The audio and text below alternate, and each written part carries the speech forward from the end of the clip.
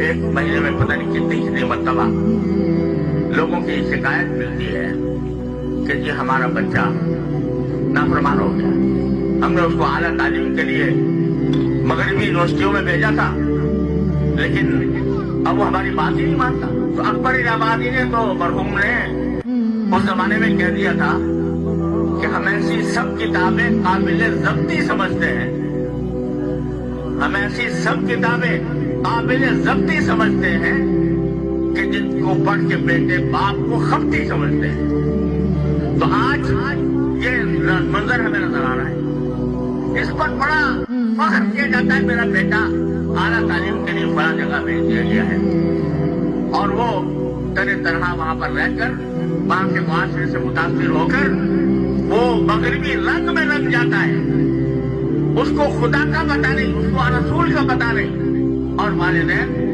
बाद में आकर रोते कि जी हमने भेजा था लेकिन हाथ से निकल गया।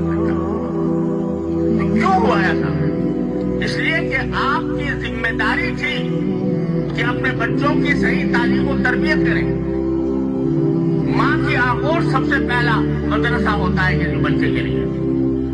वो माँ, ऐसी माँ जो बच्चों को लोरियों में भी दर्स दिया करे, जो लोरियों में दर्स दे।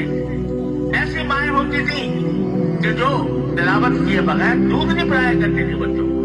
वो चाहती थी कि कुरान करीम का नूर इनके सीने में मुंतकिल हो। आज न माँ को फिक्र है न बाप को फिक्र है कि मेरा बच्चा वो आगे चलकर क्या बनेगा।